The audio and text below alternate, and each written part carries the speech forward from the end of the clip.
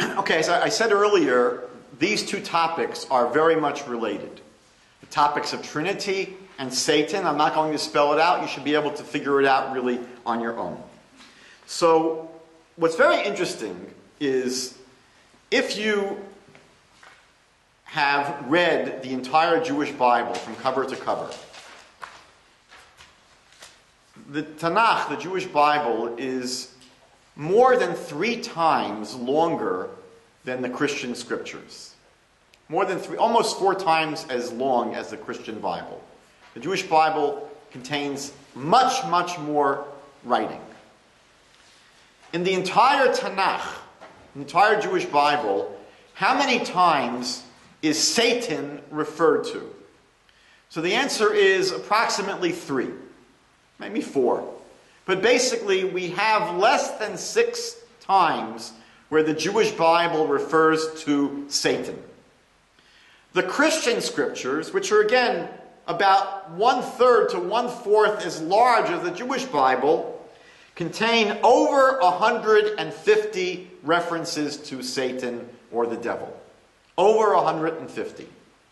So it's very clear that in the Christian Bible, right, the idea, the concept of Satan is considered much, much differently, has much more of a central focus than the Jewish Bible. We're going to see it's not just a matter of quantity. We're going to see it's a matter of quality. There is a teaching, a famous Jewish teaching, I think it was first expressed possibly by Rav Tzadok HaKohen of Lublin, one of the great, great Hasidic masters who died in the year 1900. He died in the year 1900. And Rav Tzadok HaKohen writes that if you want to understand anything in Judaism, if you want to understand anything in the Bible, he says, find the first place the idea appears. If you want to understand what is a kiss, find the first kiss in the Bible. If you want to understand the meaning of the letter Aleph, the first letter in the Hebrew alphabet, find the first time the letter Aleph appears at the beginning of a word. That's the meaning of the letter Aleph. This is a very famous concept where if you want to understand anything in the Bible, go to the first place it occurs. That's the headquarters. That's the headquarters. So if we want to understand what is the concept of Satan, of Satan in the Jewish Bible, let's find the first time the word appears in the Jewish scriptures. And that is in the book of Numbers, chapter 22, verse 22. Easy to remember. It's the famous story of Bilam, the non-Jewish prophet, who is basically hired, he's engaged to curse the Jewish people. The king of Moab is very terrified of the Jewish people, and he figures that you can't beat the Jewish people physically. He saw the Jewish people were able to destroy the great empire of Egypt. He figures if you want to get to the Jewish people, you've got to be able to attack them spiritually. So Bilam was a famous prophet at that time, a non-Jewish prophet, and he figures he's going to hire Bilam to curse the Jewish people. God is not very interested in having him curse the Jewish people. Bilam is very clearly interested in doing it. He's going to make a lot of money off of the deal. At the end of the day, God allows Bilam to go. He allows Bilam to go on the journey, but basically says, you can only say what I teach you. You can only say what words I put into your mouth. Anyway, they're going on this trip, and we're told that his donkey sees an angel standing in their way, and the angel is holding a sword. So Bilam's donkey is afraid to proceed because there's an angel blocking their way with a sword. And the Bible tells us that Bilam hits the donkey. And the donkey gets up to move, but then he sees the angel again blocking him, and Bilam goes on to beat the donkey 3 times. So in verse 22, chapter 22 of Numbers, we're told God's anger was kindled because he was going. God was very unhappy that Bilam decided to go and curse the Jewish people.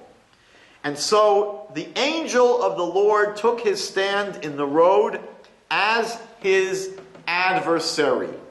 The angel stood in front of Bilam as as his adversary. The Hebrew word is lesatan, to be a Satan to him. The angel stood in his way and acted as a Satan, acted satanically, if you will. Now he was riding on the donkey, and his two servants were with him.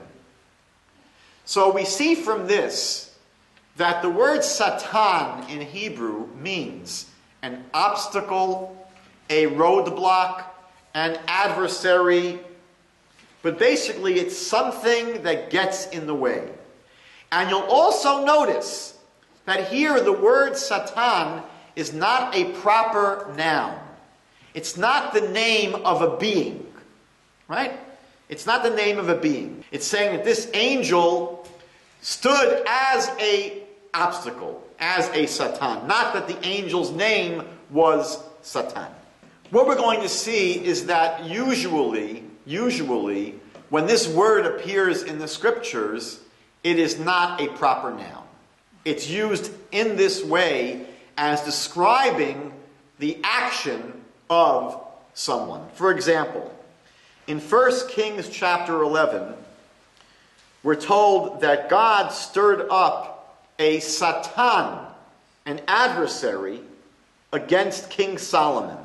We know that the first adversary of Solomon, we're told earlier, was someone named Hadad. But later on in the chapter, it says God stirred up another adversary. Sometimes this is translated as antagonist. Another adversary or antagonist, whose name was Rison, the son of Eliada, which fled from his lord Hadadezer, king of Zovach. So again, here we have in 1 Kings chapter 11, two people who are referred to as Satan, right, as adversaries or opponents or antagonists of King Solomon. And in verse 25, and he was a Satan. He was an adversary to Israel all the days of Solomon, besides the mischief that Hadad did, and he abhorred Israel and reigned over Syria. In 2 Samuel chapter 19, we're told that David meets up with Shimi ben Gera. Shimi ben Gera, in an earlier story, had cursed King David. Shimi ben Gera was a descendant of Shaul.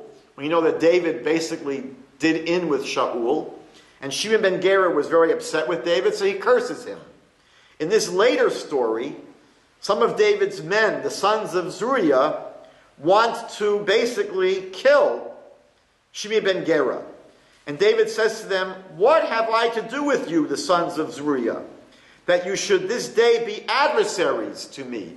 You're being Satans to me. Shall there be any man put to death this day in Israel? For do not I know that I am this day king over Israel?" He says to his men, "Leave this fellow alone. You don't need to take care of my honor." But again, these are stories where these people are described as opponents or adversaries or antagonists to a king. However, there are a few times in the Bible, I think only 3, maybe 4, where Satan is a proper noun. The most famous one is in the book of Eov, the book of Job. We're told the following. One day, Job chapter 1 verse 6, one day the heavenly beings are the angels.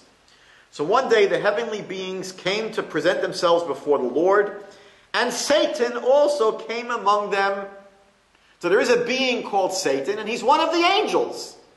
So all these angels came to present themselves before God, and one of these angels was Satan. And the Lord said to Satan, God said to Satan, "Where have you come from?" Satan answered the Lord, "From going to and fro on the earth."